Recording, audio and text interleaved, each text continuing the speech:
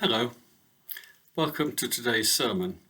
This sermon is for Christmas Eve, the 24th of December 2023. That will be the fourth Sunday in Advent, Year B. The two readings are 2 Samuel chapter 7, verses 1 to 11 and verse 16, and Luke's Gospel chapter 1, verses 26 to 38. We would be wrong to assume that the story of Jesus starts with the Annunciation when Gabriel appears to Mary. None of the Gospel writers start their accounts with Mary. Mark starts with John the Baptist, thereby tying the Christian Gospel to all that has gone before in the Jewish tradition, particularly the prophetic tradition. Matthew starts with Abraham, the founder of the nation, which is called to be the agent through whom God will bless all families of the earth. John starts before history itself, at the beginning of time, when the Word was with God, and the Word was God, which has now come into the world. So where does Luke start, and why start there? Well, note that Luke leaves his genealogy to chapter 3, attaching it to the story of Jesus' baptism. But it is still the conceptual beginning of his story of the coming of Christ.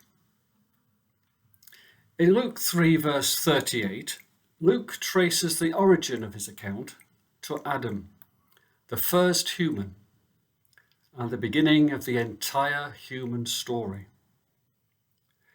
Adam is also the one other person in Jewish tradition born without a human father. Jesus is the new Adam, a new beginning for the entire human family. Mary plays an obviously vital role in the coming of Christ. Today we honour her faith and courage and Joseph's faith and loyalty. Yet both Mary and Joseph have such faith because they have been nurtured in the faith of their ancestors. All those names we see in Luke's genealogy, and all their unnamed countless contemporaries, played their small part in making this the right time for God to favour Mary with his divine Son. Many of us will play only an unnamed and unknown bit part in the unfolding story of God's plan of salvation.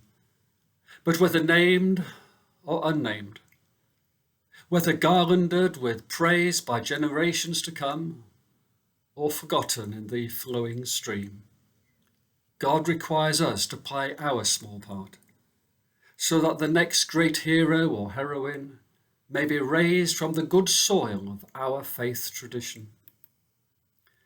Mary was truly vital to the salvation which Christ has brought to the world, but many others made her faithfulness possible. Jesus is to be Mary's first child. Catholic commentators would argue Mary's only child. Leaving that particular Catholic Protestant spat aside, there is no dispute that Jesus was Mary's first child. He was also a male child.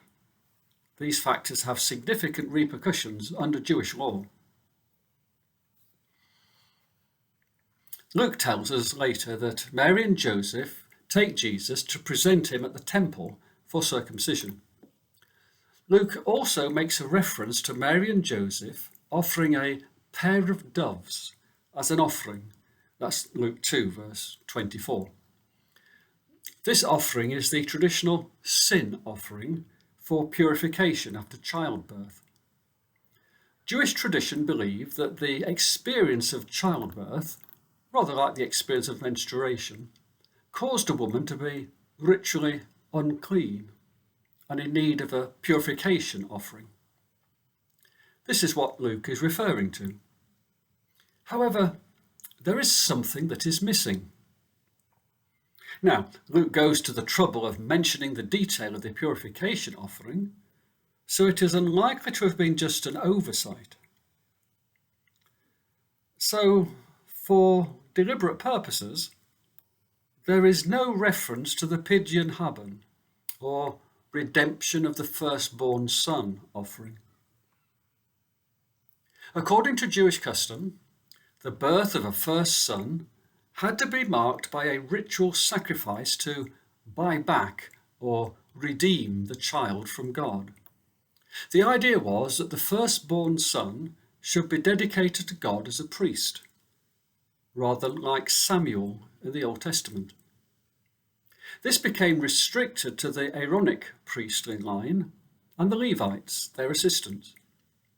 But the firstborn sons of the other tribes were expected to go through this symbolic sacrificial ritual to buy back their son from God and allow him thereby to lead a normal secular life. The sacrifice demanded an offering of 5 silver coins. Why did Mary and Joseph refrain from making this traditional buyback offering? Well, there would be no intention on Mary and Joseph's part to buy back Jesus, because they know through the Annunciation, Joseph's dream, and the virgin birth itself, that Jesus had been born with the express purpose to serve God. In John 19, verse 23, it refers to the soldiers dividing Jesus' clothing at the crucifixion. And Jesus is said to have worn a seamless robe, woven in one piece from top to bottom, a type of garment usually worn by priests. The letter to the Hebrews makes a major point of portraying Jesus as our eternal high priest. Hebrews 6, verse 20. The absence of any reference to the redemption of the firstborn son sacrifice is another subtle support to Mary's story that the angel Gabriel appeared to her and announced the arrival of the one who would be known as the Son of the Most High. Turning to our reading now from 2 Samuel chapter 7, we see that God was reluctant to give David permission to build an earthly house for him. God seems to be saying through his prophet Nathan that he has managed perfectly well so far without a fixed stone temple. God has gone wherever David has gone in his uncertain and circuitous route to the throne. God is a mobile God. Temples easily become static traditions, safeguarding a static God. How then can a living God do new things? God had shown a similar reticence in the days of Samuel and Saul to having a king ruling over Israel. Kings quickly become corrupt and usurp their power to suit their own pleasures, such as even the great King David did by taking Bathsheba from Uriah the Hittite after he espied her taking a bath from the vantage point of his palace ramparts. God seems to be saying to Samuel that he would rather be their king himself, and to Nathan that what he really wants is not a house made of stone and precious metal, but a spiritual house that will last forever. These things we see coming to pass in our reading from Luke's Gospel today. Mary is to give birth to God's only Son, who will rule on the throne of his father David and will reign over the house of Jacob forever. Later, we shall read that Jesus' body is the spiritual temple, and we who believe are its living stones. But that would never have been possible without Mary, who lent her womb to be the temporary temple of flesh and blood for the Son of the Most High to be born. Amen.